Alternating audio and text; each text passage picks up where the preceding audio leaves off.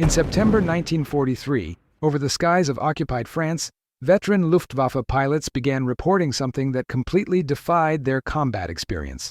A massive American fighter, weighing over 7 tons when fully loaded, that not only matched but often surpassed them in high-speed dives. The Republic P-47 Thunderbolt, nicknamed by the Germans as der schwere Jäger, the heavy fighter, was rewriting the fundamental rules of aerial combat in a way that no tactical manual had foreseen. For pilots accustomed to the lethal agility of the Messerschmitt Bf 109 and Focke-Wulf 190, the idea that an American aircraft the size of a medium bomber could not only compete, but dominate in close combat, was simply inconceivable.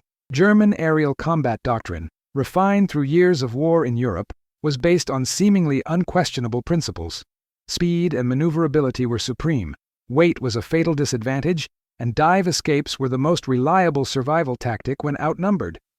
Hauptmann Klaus Mitusch, a Luftwaffe ace with 72 confirmed victories, described in his personal diary the first time he tried to escape a P-47 in a dive. It was like trying to flee from a hammer falling from the sky. The more we dived, the closer it got. What Mitusch and his colleagues did not understand was that they were facing not just an aircraft, but a complete revolution in fighter design philosophy. The P-47 represented a radically different approach to aerial combat, one that prioritized raw power, structural resilience, and survivability over traditional European agility. While German fighters were masterpieces of refined engineering, built like sharp swords for aerial duels, the Thunderbolt was a warhammer, designed to absorb devastating punishment and keep fighting. This fundamental philosophical difference was about to transform not only individual combat tactics, but the entire dynamic of aerial warfare over Europe, forcing the Luftwaffe to question decades of military doctrine and rethink their most basic survival strategies. German supremacy in European skies had been built on an apparently infallible formula: light, highly maneuverable fighters, piloted by experienced veterans who mastered hit-and-run tactics developed during the Spanish Civil War and perfected in the Battle of Britain. The Messerschmitt Bf 109, weighing only 5,950 pounds fully loaded, could execute tight turns and accelerate quickly, while the Focke-Wulf 190, at 9,700 pounds, compensated for the additional weight with an exceptional roll rate and devastating armament. These fighters had dominated the skies for years, and their pilots developed an almost arrogant confidence in their technical and tactical superiority. When the first P-47s appeared over Europe in April 1943, German pilots initially mistook them for bombers due to their impressive size. At 36 feet in length and a wingspan of 40.7 feet, the Thunderbolt was visibly larger than any fighter they had faced. Oberleutnant Egon Mayer, commander of the Three JG-2, instructed his pilots, "Treat them like heavy bombers, attack and dive to escape. Their mass will make them slow to react." This initial assessment seemed logical. Such a heavy aircraft simply could not compete with established German agility. The first weeks of combat seemed to confirm these expectations. The initial P-47s, operating at medium altitudes where German fighters were most effective, suffered significant losses. German pilots reported ease in outmaneuvering the Americans in turns and low-speed engagements. Lieutenant Walter Krupinski, who would later become one of Germany's top aces, wrote in a letter home, "The new American fighters are big and powerful, but they fight like elephants trying to dance ballet. Our experience and agility are still supreme." This initial confidence, however, was about to be brutally tested as the Americans began to exploit the true capabilities of their new weapon. What the Germans did not immediately realize was that they were observing only a fraction of the P-47's potential. The American pilots, many of them inexperienced in combat, were still learning to maximize the unique capabilities of their aircraft. More crucially, traditional German tactics, especially the dive escape, were about to become not only ineffective, but dangerously counterproductive against an adversary that had been specifically designed to dominate exactly these situations. The heart of the P-47 Thunderbolt was a masterpiece of American engineering. The Pratt Whitney R-2800 double-wasp radial engine, an 18-cylinder powerhouse capable of producing 2,000 horsepower, more than many bombers of the time. This engine, weighing over 2,400 pounds alone, was fed by a turbo-supercharger system that allowed the P-47 to maintain its maximum power up to altitudes of 25,000 feet, where most German fighters already began to lose significant efficiency. But it was in the structural configuration that the Thunderbolt revealed its truly revolutionary nature. While European fighters were built with philosophies of minimal weight, the P-47 embraced a completely opposite approach. Its fuselage was constructed with extremely robust aluminum structures, capable of withstanding G-forces that would destroy lighter fighters. The cockpit was protected by steel armor plates up to 0.37 inches thick, and the pilot sat behind a 1.5-inch armored windshield. The fuel tanks were self-sealing and protected by additional armor plates. This massive construction was not a design flaw. It was an intentional feature that transformed the P-47 into a flying fortress. The true genius of the P-47's design, however, lay in how its mass was utilized in high-speed dives. While lighter fighters quickly reached their aerodynamic and structural limitations in dives, the Thunderbolt's weight became a devastating advantage. The aircraft could continuously accelerate in dives to speeds exceeding 500 meters, maintaining full control and structural stability. German pilots discovered, to their horror, that their traditional escape tactics not only failed, but placed them in even more vulnerable positions. Lieutenant Colonel Francis Gabreski, who would become America's top ace in the European theater with 28 victories, described the sensation of flying a P-47 in combat. It was like driving an armored train that could fly. You felt the raw power of the machine, the absolute solidity of the structure. When we dived after a German, there was no doubt about who would reach the bottom first. This confidence in the aircraft's ability to absorb damage and maintain performance was something completely new in aerial warfare, and was about to fundamentally transform the psychology of aerial combat over Europe. The first devastating demonstration of the P-47's true capabilities occurred on August 17, 1943, during the famous Schweinfurt-Regensburg bombing mission. Hauptmann Wilhelm Balthasar, a veteran with 47 victories and commander of the 3rd JG-3, led a formation of Bf-109G6s in a coordinated attack against a formation of B-17s escorted by P-47s. Following standard doctrine, Balthasar ordered a frontal attack followed by a dive escape, a tactic that had worked perfectly against Spitfires and P-38 Lightnings. What happened next shocked not only Balthasar, but the entire community of Luftwaffe pilots. After the initial attack, when the Messerschmitts initiated their dive escapes at 400 mph, the P-47s not only followed, but began to gain ground rapidly. Lieutenant Hans Philipp, flying as Balthasar's wingman, later reported, "It was impossible. We were diving at speeds that made our controls tremble, and the Thunderbolts were catching up as if we were standing still. My speedometer read 404 mph, and they were still gaining speed on us." The physics behind this superiority were brutally simple. While the Bf-109, weighing 7,500 pounds, quickly reached its aerodynamic limitations in high-speed dives, the P-47, with its 15,000 pounds, converted this mass into devastating kinetic energy. The weight difference of over 3 tons translated into a dive acceleration advantage that grew exponentially with speed. At 500 mph, a diving P-47 possessed almost twice the kinetic energy of a Bf-109 at the same speed.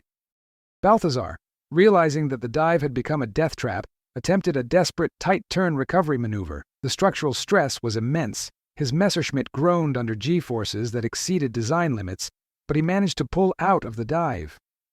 2 of his wingmen were not as fortunate. Under the pressure to maintain sufficient speed to escape the P-47s, they pushed their aircraft beyond structural limits.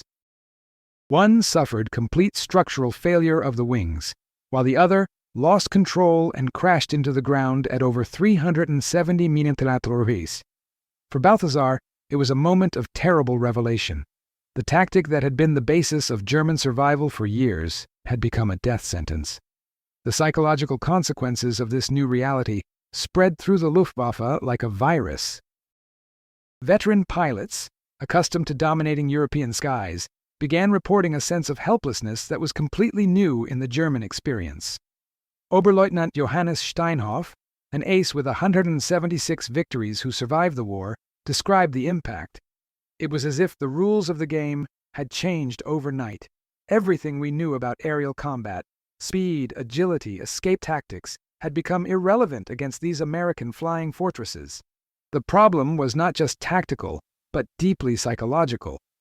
German doctrine had been built on the premise of individual technical and tactical superiority.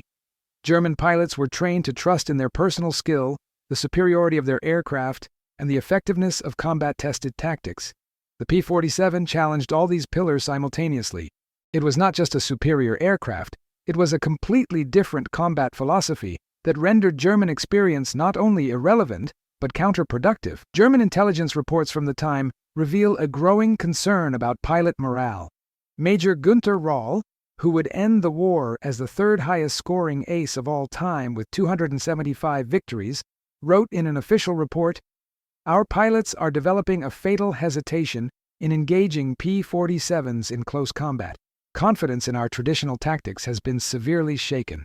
We urgently need new doctrines, or we will lose air superiority completely."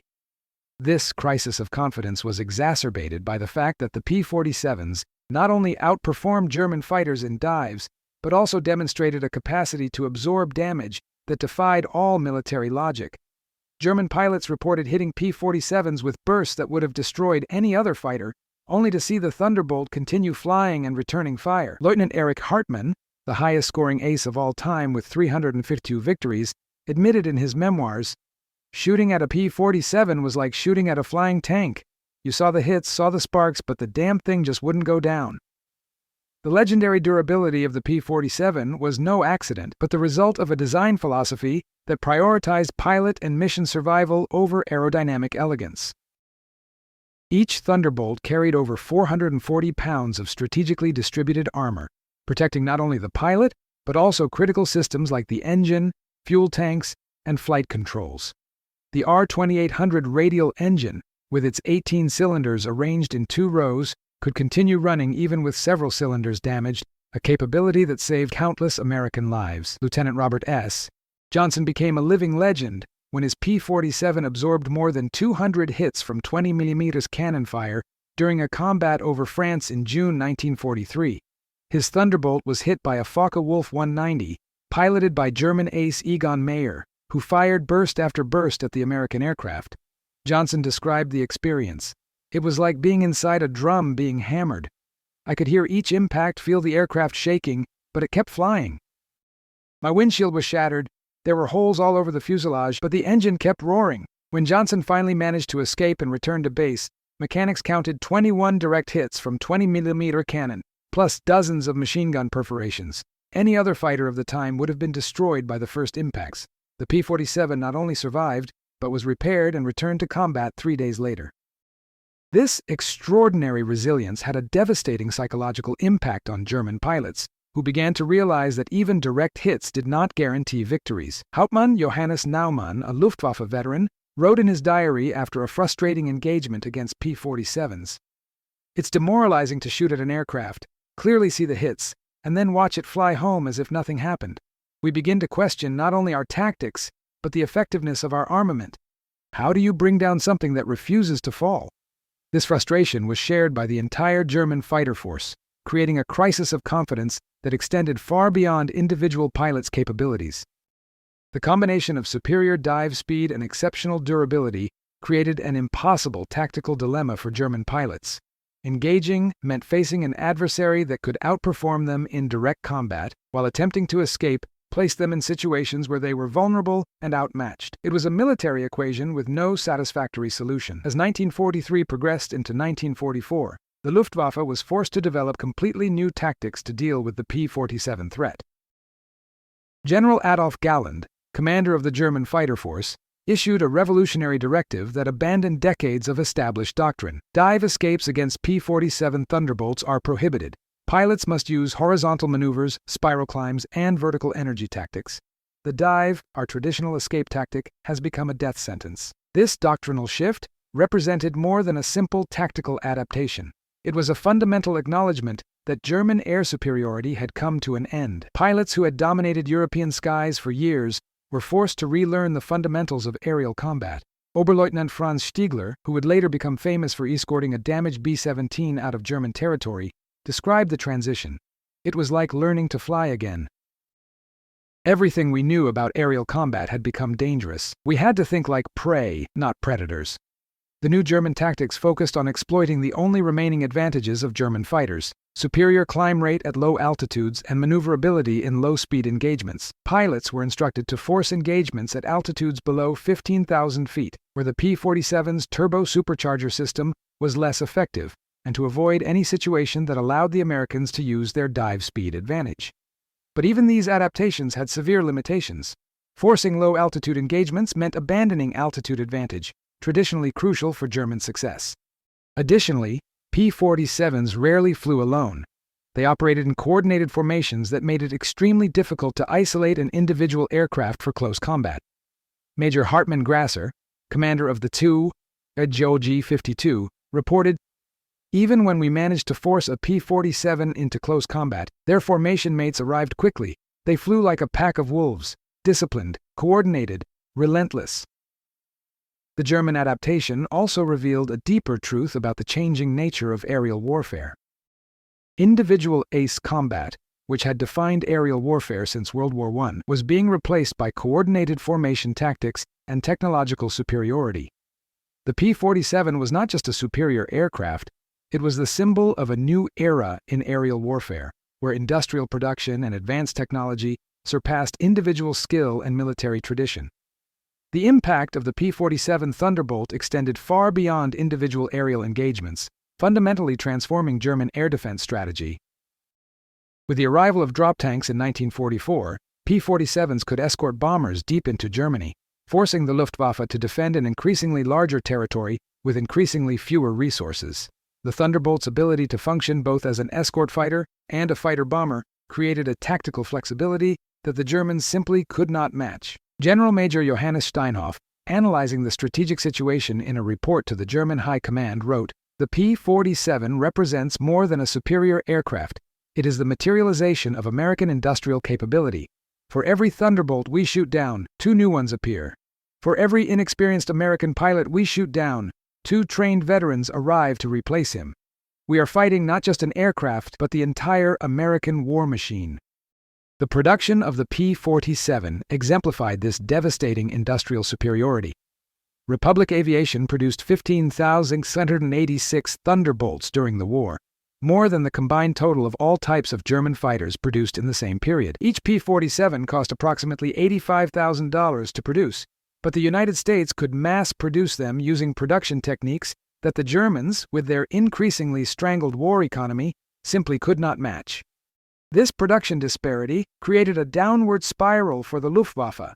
Experienced German pilots, forced to fly increasingly dangerous missions against numerically superior and technologically advanced adversaries, suffered increasing losses. Each veteran pilot lost was replaced by recruits with minimal training, who in turn were quickly shot down by increasingly experienced Americans.